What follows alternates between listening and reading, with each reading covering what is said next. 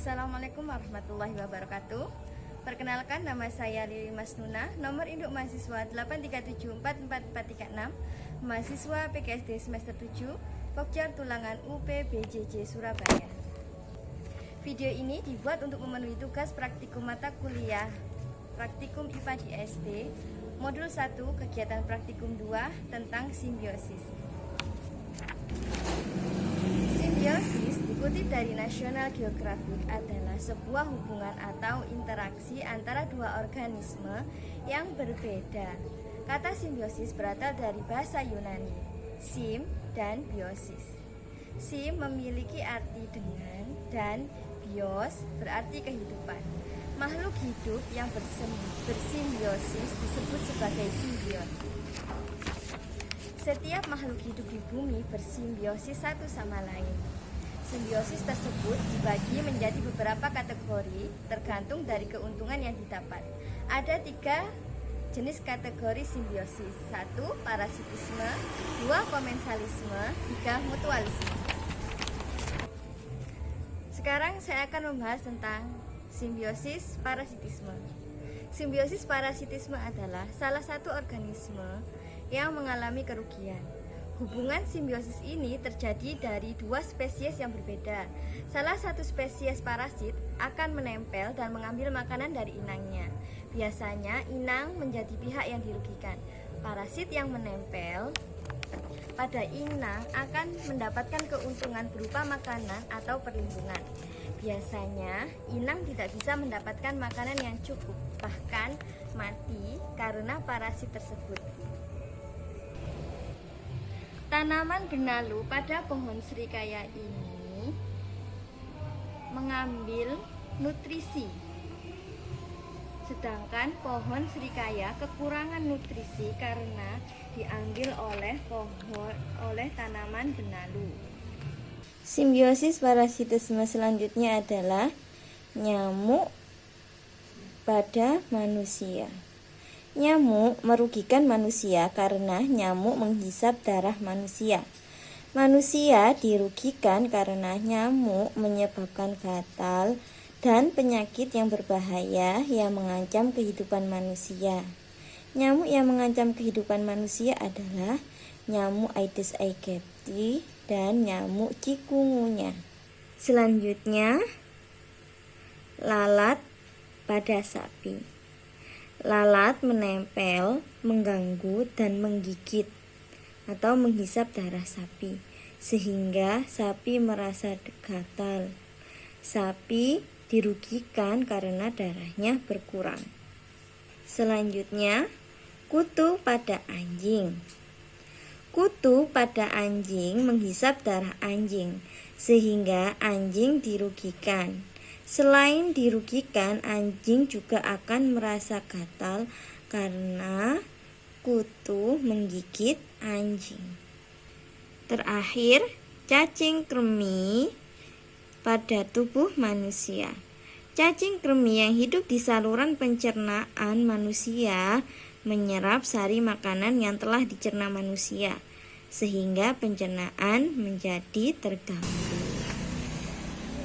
Selanjutnya adalah simbiosis komensalisme. Simbiosis komensalisme adalah sebuah interaksi yang tercipta antara dua makhluk hidup dan menguntungkan salah satu organisme, sementara organisme lain tidak dirugikan dan tidak diuntungkan.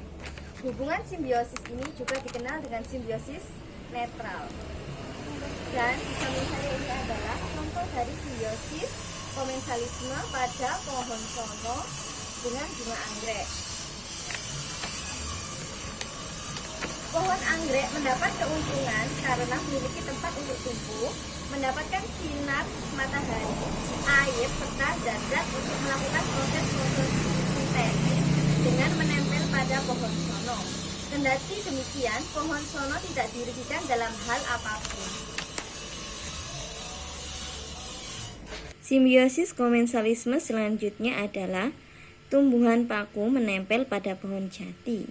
Namun, tumbuhan paku tidak menyerap makanan dari pohon jati karena tumbuhan paku dapat membuat makanan sendiri, yakni berfotosintesis. Selanjutnya ada burung jalak dengan kerbau. Burung jalak yang hinggap di punggung kerbau memakan kutu-kutu kerbau.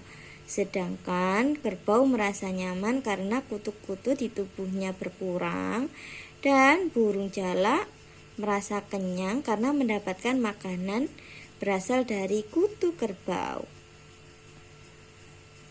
Selanjutnya, ikan remora dan ikan hiu.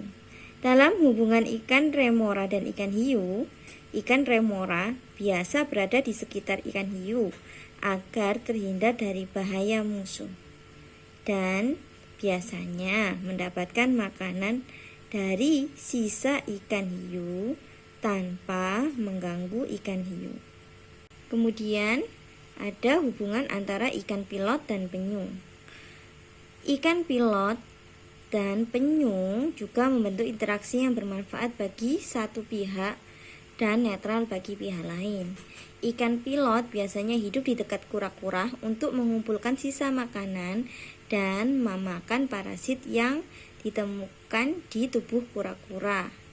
Tentu saja manfaat yang diperoleh dari ikan pilot dalam bentuk sisa makanan yang tidak penting bagi kura-kura.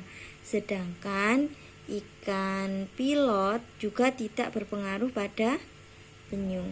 Selanjutnya adalah simbiosis mutualisme.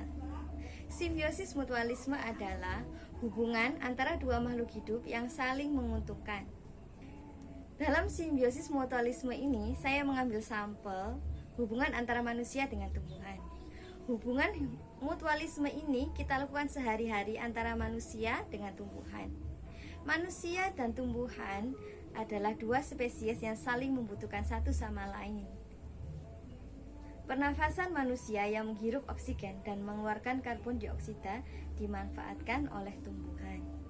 Sedangkan tumbuhan yang menyerap karbon dioksida dan menghasilkan oksigen melalui proses fotosintesis yang bermanfaat bagi kehidupan manusia.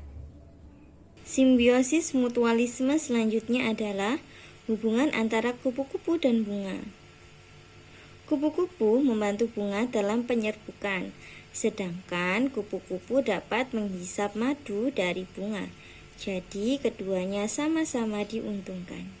Selanjutnya, ular sawah dengan petani. Ular sawah dapat membantu petani mengurangi tikus dengan cara memangsa tikus-tikus tersebut yang merusak dan memakan padi. Kemudian ada bakteri Rhizombium dan tanaman akar polong. Bakteri Rhizombium mendapatkan habitat hidupnya pada akar tanaman polong. Sedangkan tanaman polong mendapat keuntungan berupa nitrogen yang didapat dari bakteri Rhizombium.